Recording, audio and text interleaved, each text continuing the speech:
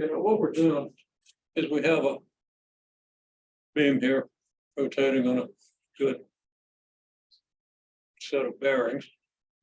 And if I hold this thing perfectly level, it's not going to tend to move much. That's hard to hold it perfectly level. On the other hand, if I tilt this thing toward the camera, it's going to oscillate in and out of the way so I don't get hit. Okay.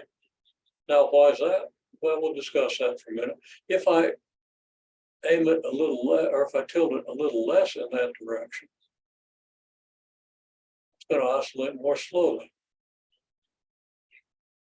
If I tilt it even less, it should take even longer to do the oscillation. Okay. And if I tilt it like this, it's going to go pretty fast. Okay. It's a physical pendulum, basically. Now, why is it doing that? Okay, so let's just discuss that just briefly.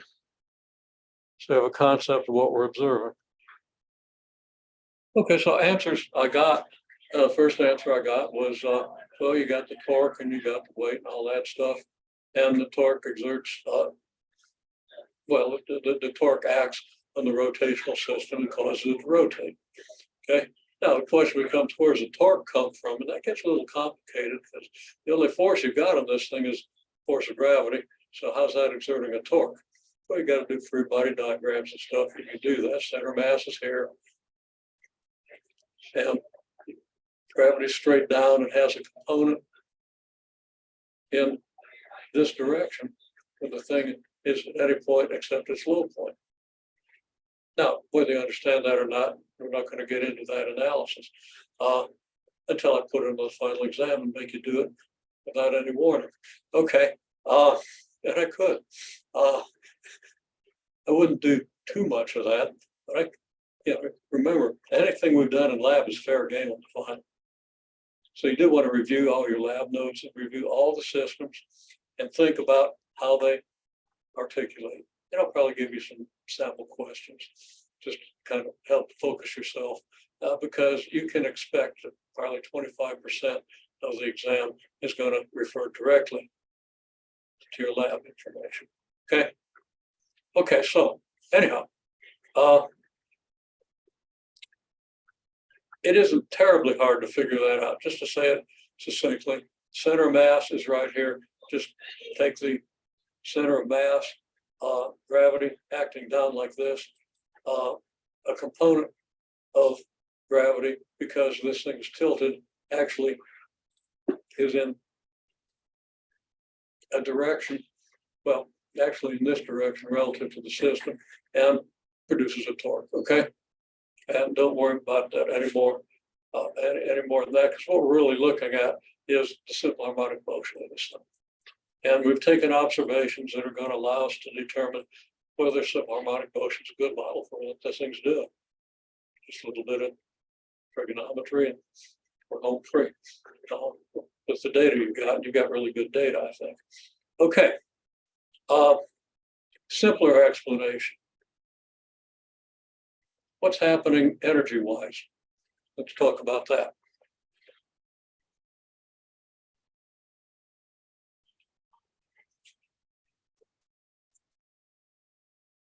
Okay, so what's going on energy-wise?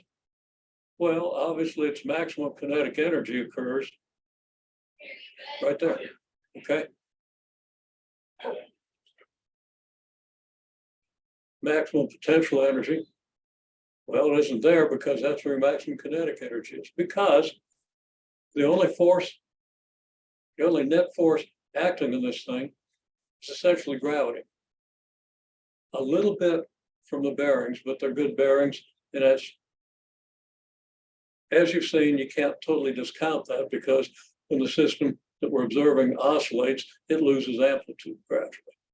It keeps going for a long time, but it does lose amplitude. Okay, so it loses energy. And we're going to ultimately talk about that. Maybe in class Monday after we've had our hands on this. Get some sense of it in relation to this system.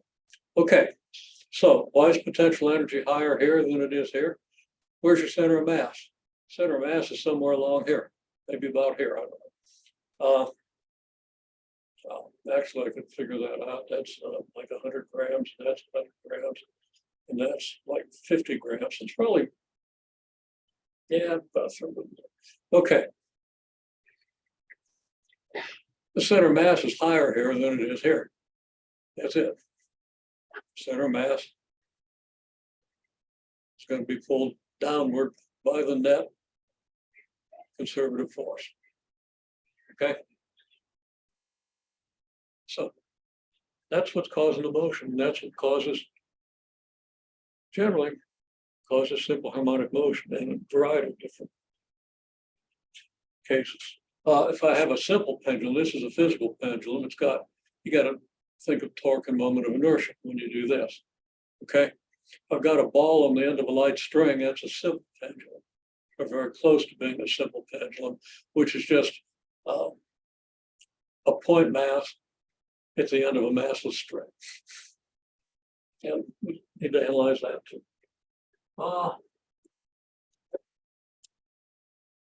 Okay.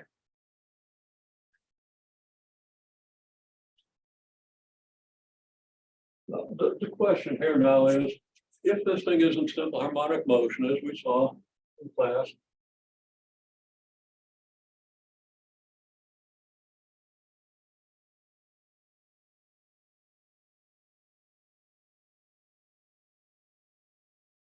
net torque is minus K theta.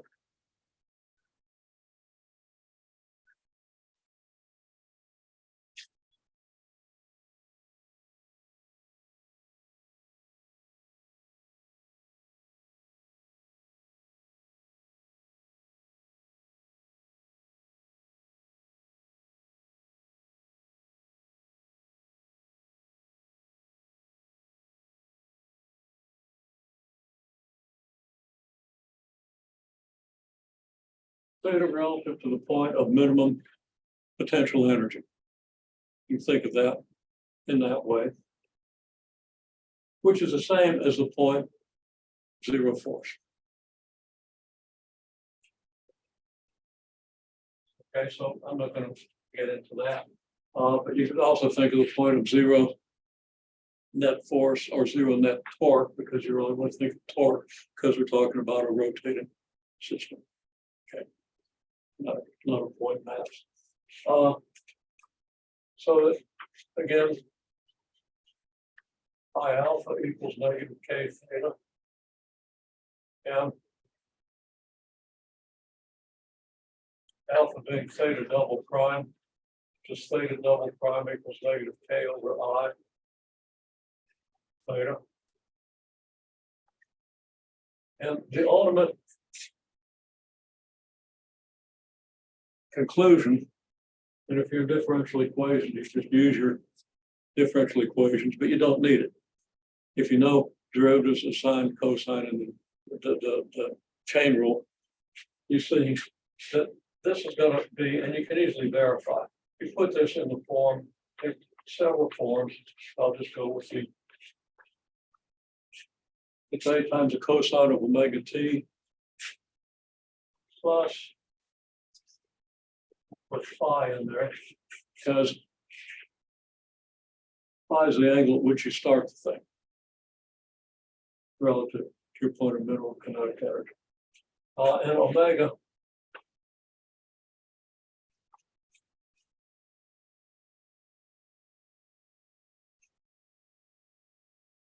rough spot on the board here. I'll blend that my bad omega.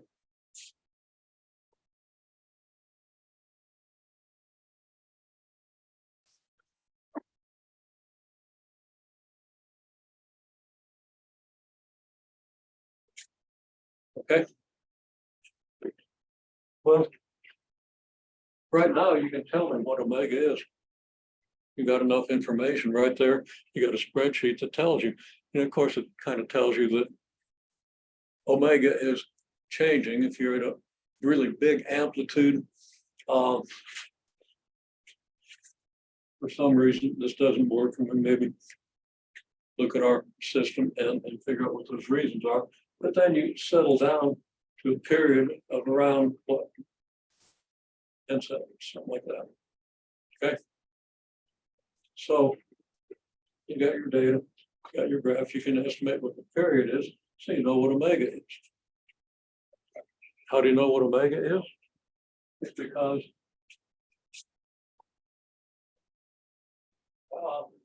I want to draw my axis first.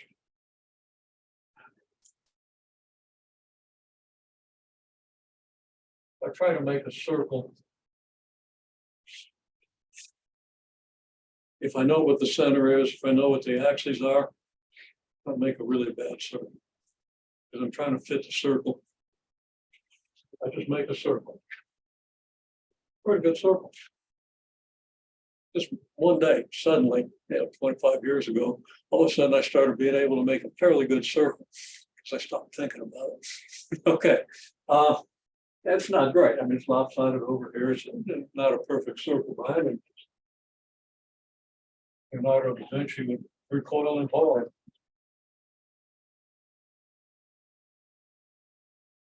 Okay, then I can put axes on it, right?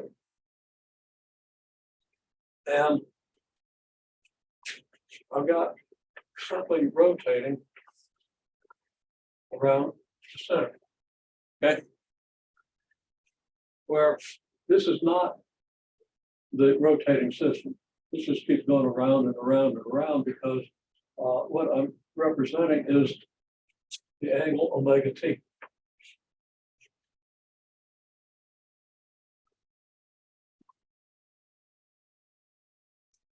Okay. For the omega t plus pi. And I have a reference point around this circle, and this is a unit circle.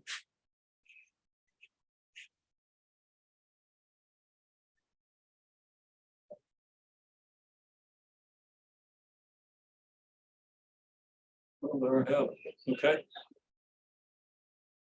And cosine of omega t plus 5 is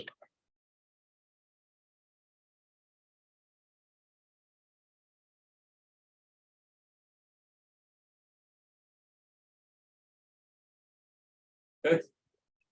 And if this is in second nature to you after having had a pre-calculus or trig course, they could be second nature, do whatever is necessary. Okay. So what happens as you go around the unit circle is the cosine. Well, when you're here, the cosine is what? Show me with your finger. What's the value of the cosine corresponding to this point on the reference circle? It's 1. Okay. Get up to here, the cosine is 0. Over here, it's -1, right? 0, 1, and every number in between. And if this is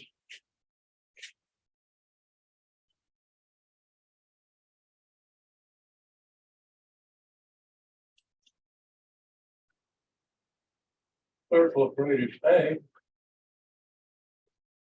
then this is still omega t plus theta, but this is now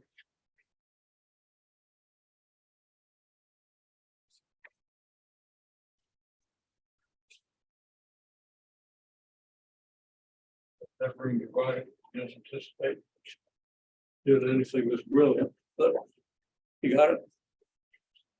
So this can represent a cosine of omega t plus 5. You just relabel your circle, make it a circle of radius A. Okay. In the case of what we're looking at here, I estimate that A, let me go up, walk over to the system here and do an estimate. Let's see, here's equilibrium. And I probably ought to go ahead and mark this. And my apologies to anybody who's watching this on screen. I'll be back in a minute.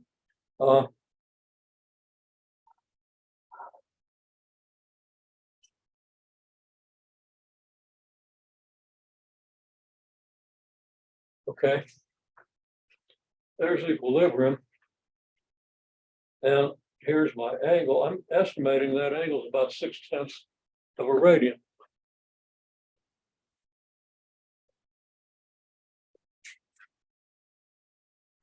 Let me look again. There's start. And there's equal, now it's about a radian, so I'm gonna say 9/10 of a radian, just so we don't.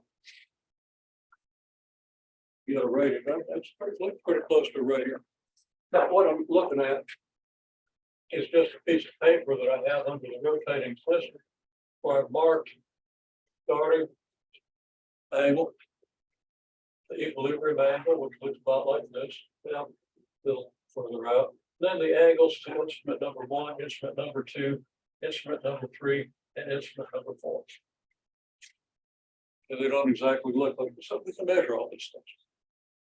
The important thing we need for a model is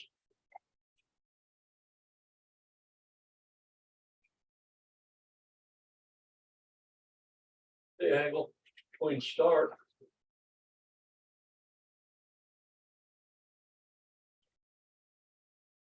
and equilibrium. So I'm estimating this is 0.9 radians.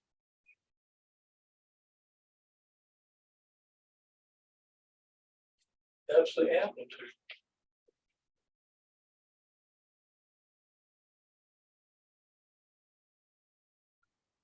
So it rotates through 0.9 radians to equilibrium, and ideally 0.9 radians on the other side and back. It does lose some amplitude, and we can actually model that. The amplitude tends to decrease exponentially, I think. And we might measure that so we get an accurate, a more accurate picture. Okay. And what we've observed, we release it from here. We observe how long it takes to get to here, how long it takes to get to here, how long it takes to get here, how long it takes to get to here. These are numbered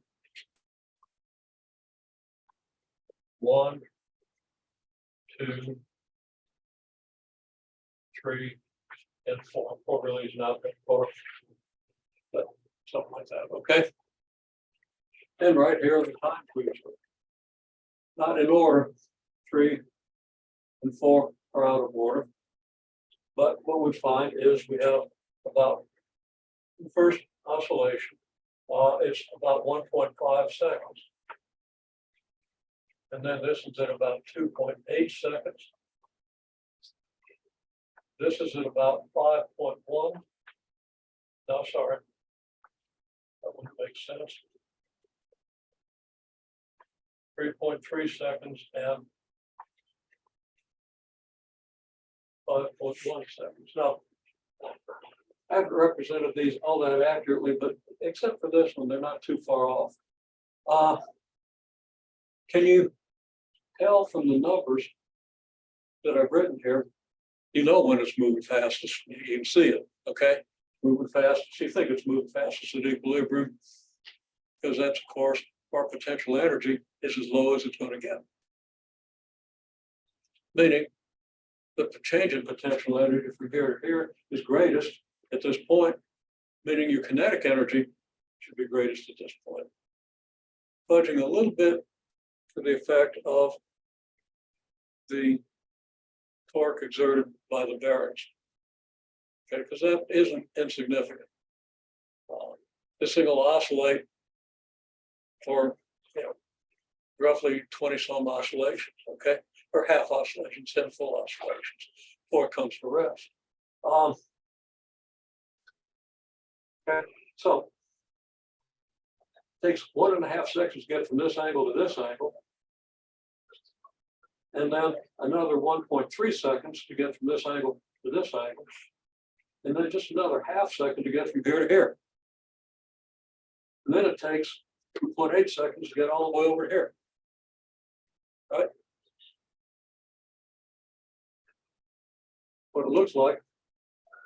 And then, of course, we measured it coming back and see what you're doing with all that.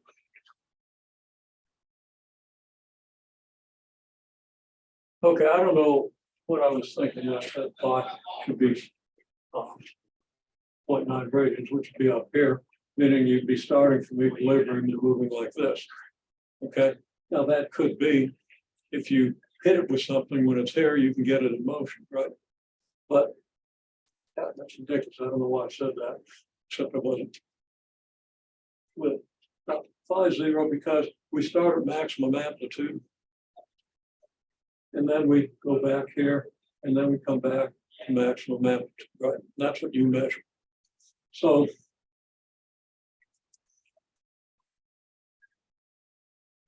in order to get from here to here and back,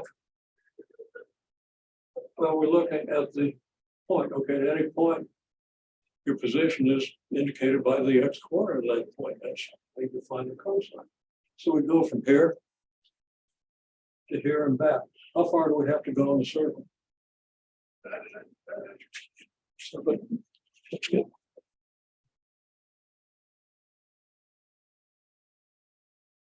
Okay. Yes. We start here because our angular position is at its maximum, okay? A positive angle here goes to equilibrium, then goes into negative angle, comes back through equilibrium, goes to positive angle. Maximum positive angle is here. Your amplitude is 0.9 radians. So if this circle is your radius A circle, and the purple indicate this, then we start here.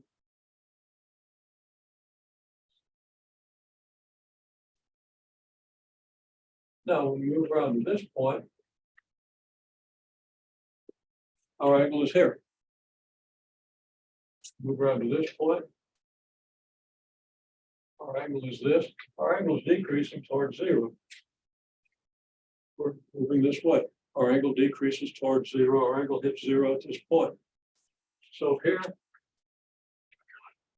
our angle is zero.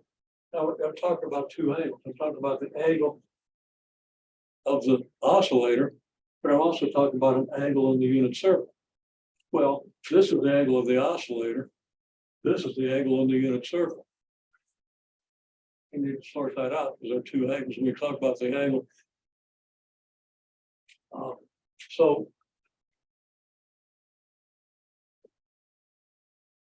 we can say that's the phase of this thing, okay? So when the phase is here, then the cosine is zero. Our angle is zero, because this is theta.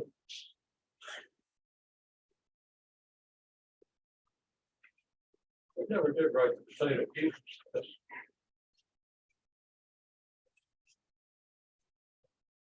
Theta of t equals this, okay? So somewhere between 2.8 and 3.3 seconds, theta of t would be zero. If you got the right omega.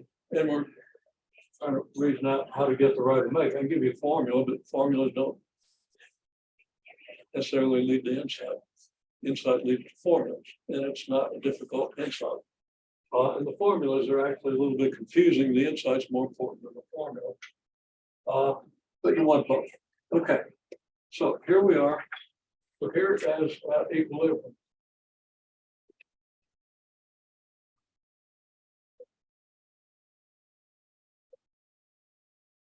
Then we move past equilibrium. Here, here, and here. Now, what are we measuring in the x-axis? We're measuring our theta of t.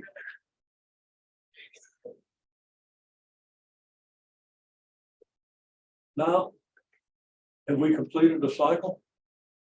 No, we completed half a cycle.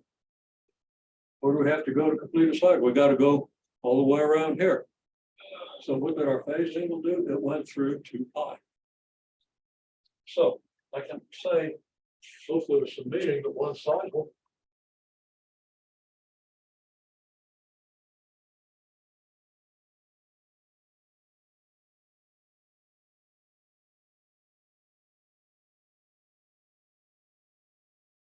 your omega t plus pi changes by 2 pi.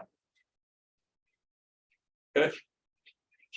Now, if we wanted to put the thing at equilibrium and then punch it, provide some kind of impulsive force, torque, to get it rotating, well, we'd start here And of course, our cycle would then go from here, let's say to here, back to here and here. Or maybe we punch it this direction, yeah. So that it's going from here to here to here and back, okay? That would be a cycle. Either way, you gotta go all the way around the circle.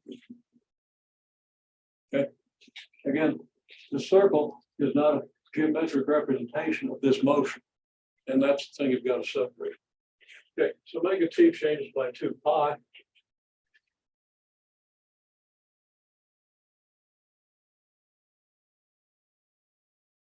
Pi is constant, so omega t.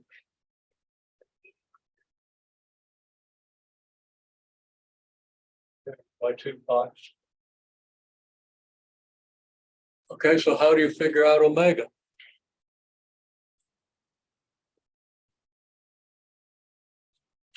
Okay.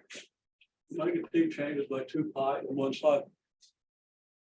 Now, at this point, I asked you to reason it out. Nobody really did. Okay. We had a little discussion about what you're supposed to have learned in pre-calculus, the trig part, or in trigonometry course, and a little advice to this would all be obvious, from here across. And of course, you have differential equations. This is real obvious. Just know the calculus, chain rule, and the derivatives of trigonometric functions. That comes out pretty easily. Okay. But it isn't obvious, so I'll fill in the blanks. In one cycle, omega t changes by 2 pi, right? We observed, got a whole graph there that shows how the time of cycle changes a little bit with amplitude. It pretty soon becomes pretty well constant, somewhere around 10 to 12 seconds. So,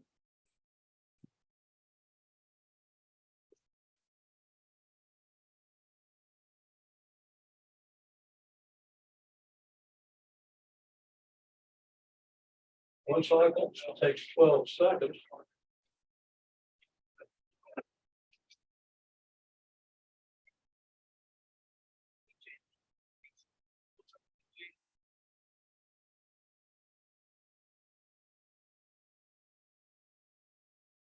And omega times 12 seconds is 2 pi. If omega t is going to change by 2 pi, and t changes by 12 seconds in a cycle, we have this.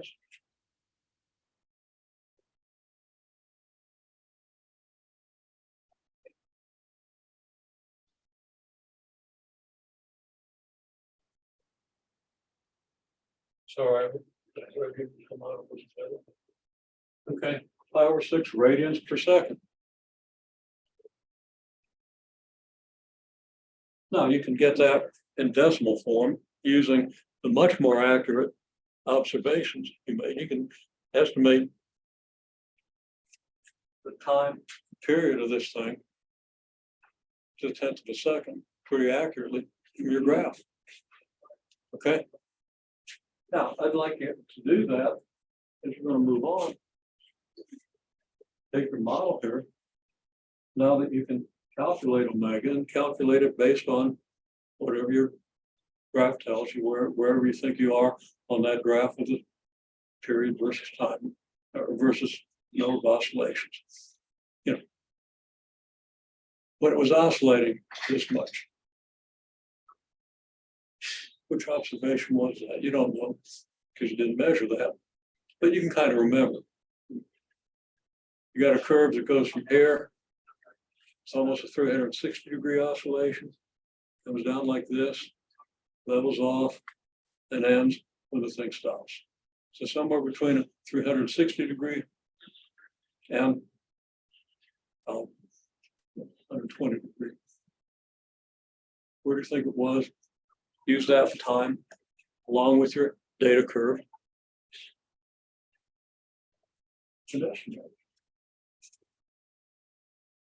As use that, fill in your omega. Then for the time you measure, actually for all these times, just take the first time. Predict where it should have been. We've got that marked paper. I'm not going to let you look at it until you make a prediction. Okay, And then, of course, you can predict each of these. Once you got your function, you just plug it in, you put your function into Excel if you want, and just do it as a spreadsheet. Or you can do it by calculator, it doesn't take long. Okay. So go ahead and get those predictions. So we can go on and look at other characteristics of this system. Okay, that seems like everybody's picked up on the 5 or 6 radians per second. Okay, maybe not everybody, but this whole cycle reasoning tells you what you do if you do know the cycle. I said if a cycle takes 12 seconds. I never said that a cycle takes 12 seconds. You got that big word there, if. Okay, that's just an example calculation that gave you a simple answer so you would understand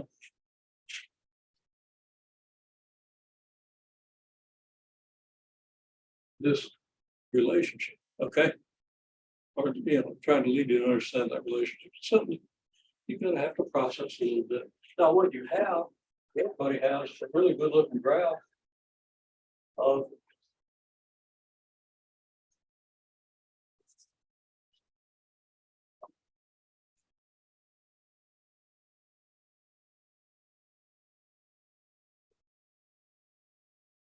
time per half cycle here versus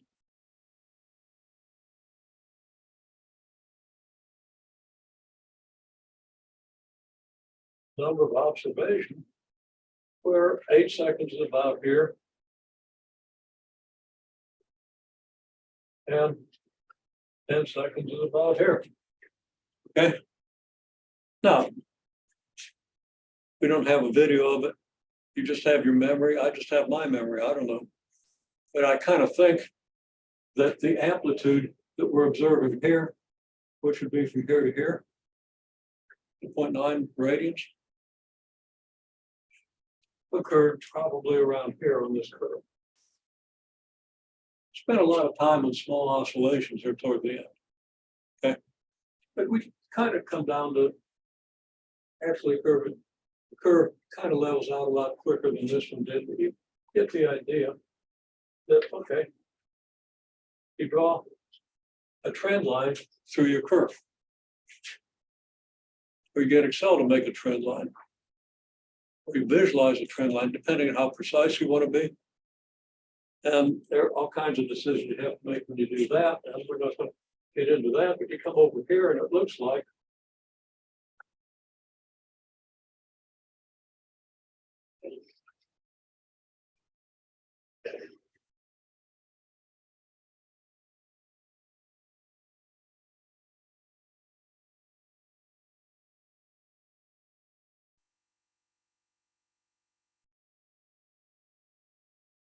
the time is about 9.2 seconds. Okay. Now, just from that information, let me pose this. Well, how many radians did the thing go through in 9.2 seconds? And can you then conclude omega?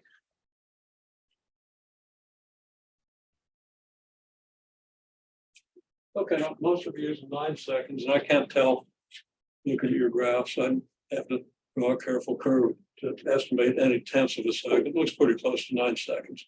I use 9.2 just to indicate, yeah, you can probably do an estimate plus or minus a tenth of a second from the graphs that you have, especially print them out and sketch that trend line. Or if somehow you trust Excel to do a good trend line with that stuff, but Excel doesn't know what kind of function to use. Probably do a moving average, which might be a pretty good model. I used to trust my eyes, but I learned that I can't. Okay, not to that extent. Too many optical illusions. Okay, so if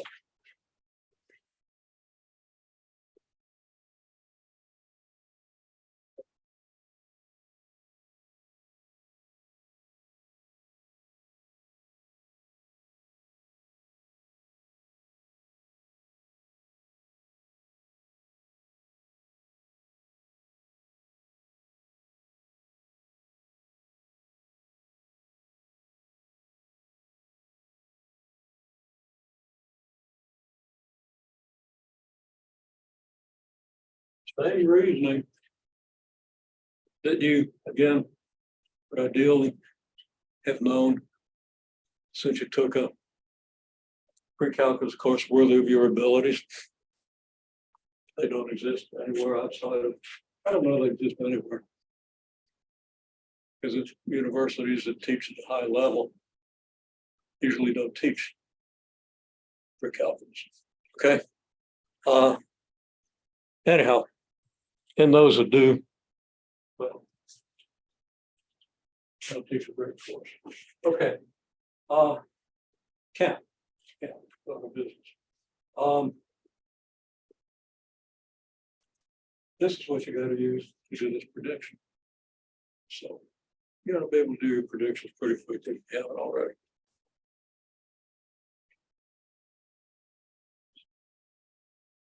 I'm going to ask you to do your predictions and commit yourself, and then take that piece of paper, which I'll copy for you when we're done with it.